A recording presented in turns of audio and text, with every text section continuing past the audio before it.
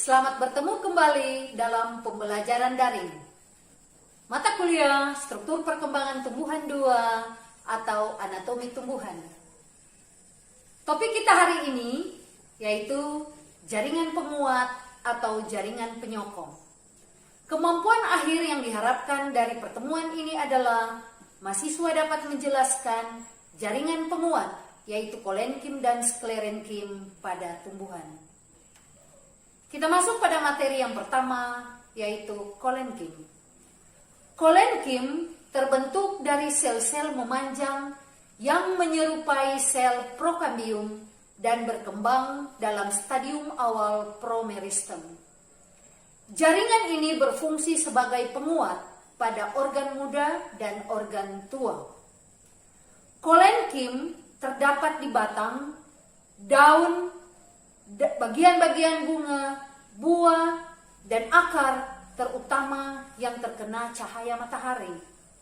Kolenkim tidak terbentuk pada batang dan daun monokotil yang sejak perkembangan awalnya langsung membentuk sklerenkim.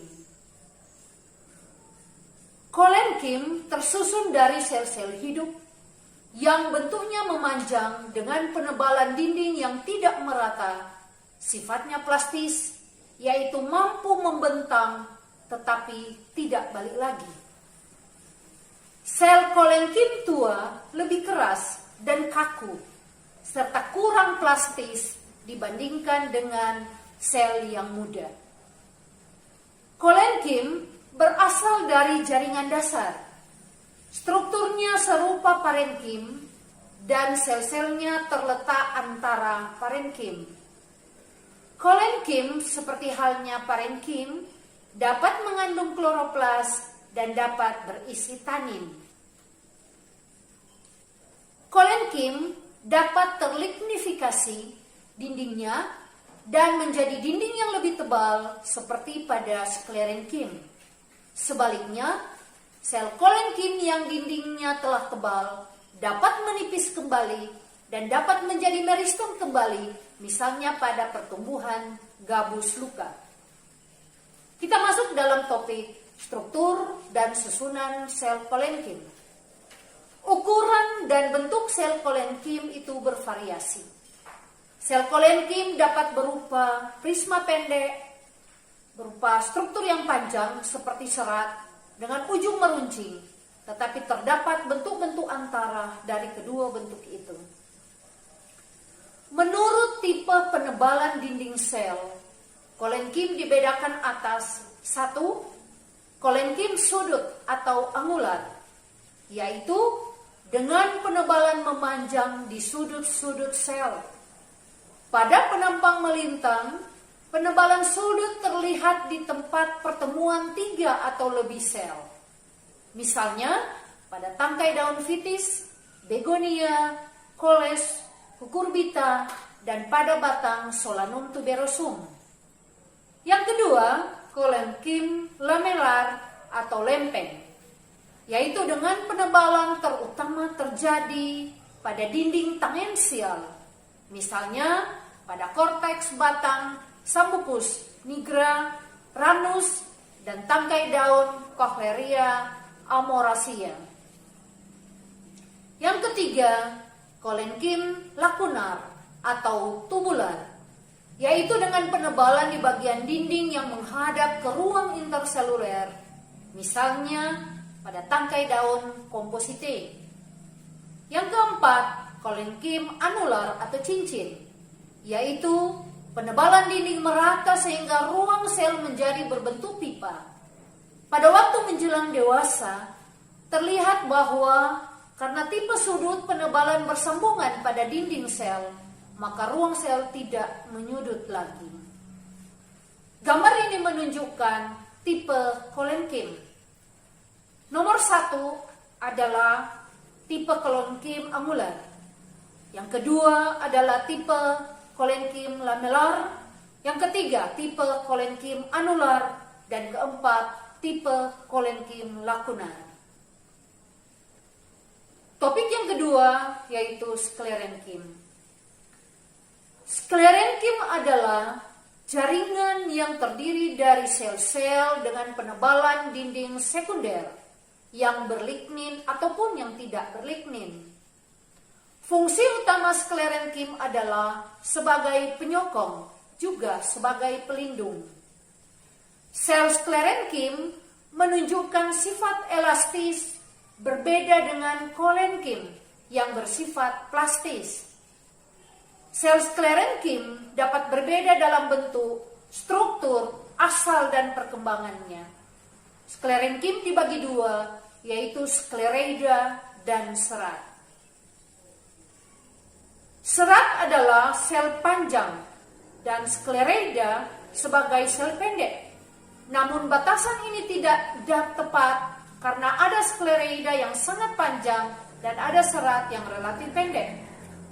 Sklereida dibentuk dari sel parenkim yang dindingnya mengalami penebalan sekunder, sedangkan serat berkembang dari sel meristem. Hal ini terdapat pengecualiannya. Kita masuk yang pertama, yaitu sklereida.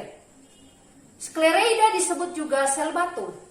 Terdapat di berbagai tempat dalam tubuh tumbuhan, seringkali terdapat dalam sekelompok sel yang keras di antara sel parenkim sekelilingnya. Pada banyak tumbuhan, sklereida kelihatan sebagai idioblas, yaitu sebagai sel-sel yang dengan mudah dibedakan dari sel-sel sekelilingnya karena ukuran, bentuk, dan ketebalan dindingnya. Pada tumbuhan, sklereida terdapat pada berkas pengangkut, sel-sel parenkim, korteks batang, tangkai daun, daging daun, pada akar, buah, dan biji.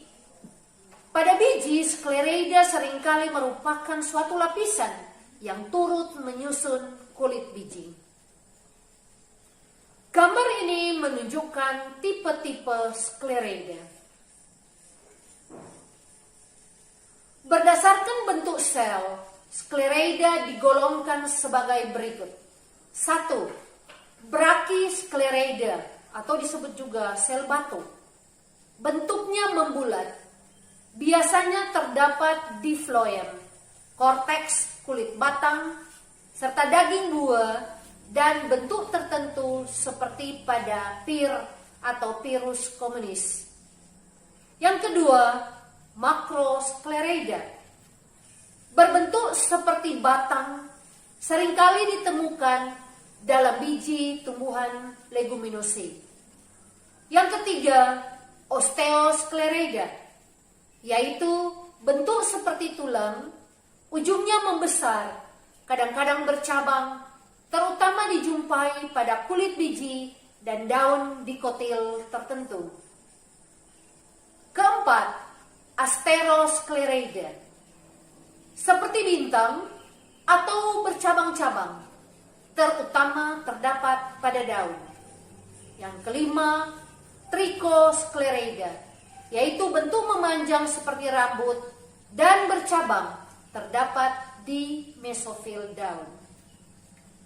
Sklereida biasanya berkembang dari sebuah sel parenkim dengan adanya penebalan dinding sekunder. Dinding sekunder itu biasanya amat tebal dan di dalamnya terdapat dibedakan sejumlah lapisan konsentris dengan nokta-nokta. Sklereida biasanya dianggap tidak hidup setelah dewasa. Namun diketahui dalam sklereida terdapat protoplas hidup selama organ tempat sel tersebut ditemukan dalam kondisi masih hidup. Serat mungkin berdiri sendiri atau lebih sering berkelompok. Serat yang terdapat di antara sel-sel xilem, dalam hal ini disebut serat xilem, dibedakan menjadi serat libriform dan serat tracheid. Kedua macam serat ini dibedakan berdasarkan tebal dinding sel serta jumlah noktanya. Serat xilem merupakan bagian yang berhubungan dengan jaringan pembuluh dan berasal dari prokambium. Kita masuk pada bagian yang kedua, yaitu serat. Serat terdapat di berbagai tempat dalam tubuh tumbuhan. Serat mempunyai ukuran panjang yang bervariasi. Kebanyakan serat merupakan elemen yang panjang, dengan ujung runcing, lumen sempit, dan dinding sekundernya tebal. Serat terdapat pada akar, batang, daun, dan buah. Serat mungkin terdapat di antara sel-sel xilem atau floem, atau merupakan suatu lapisan dan berhubungan dengan berkas pengangkut, terutama pada daun, jaringan parenkim empulur, atau korteks. Pada daun tumbuhan monokotil, serat tidak hanya terdapat sebagai saluran berkas pengangkut, tetapi meluas antara berkas pengangkut dengan epidermis bawah dan epidermis atas. Seluruh kelompok sel serat menyusun berkas serat daun yang kuat, yang secara komersial itu penting. Serat floem pada dikotil merupakan serat yang diperdagangkan. Serat komersial dibedakan serat keras yang mengandung lignin, dihasilkan tumbuhan monokotil, dan serat lunak, dindingnya tidak selalu mengandung lignin, bersifat fleksibel dan lentur yang dihasilkan tumbuhan dikotil. Tanaman yang mempunyai serat keras antara lain Agave sisalana, Musa textilis, Phormium tenax. Serat lunak dihasilkan oleh Cannabis sativa, Hibiscus cannabinus, dan Ceiba petandra. Serat komersial pada tumbuhan yang berasal dari sistem pembuluh akar, misalnya pada Muhlenbergia, atau rambut-rambut biji, misalnya pada Gossypium. Demikian kita telah mengikuti pemaparan materi tentang jaringan penguat. Sekian dan terima kasih.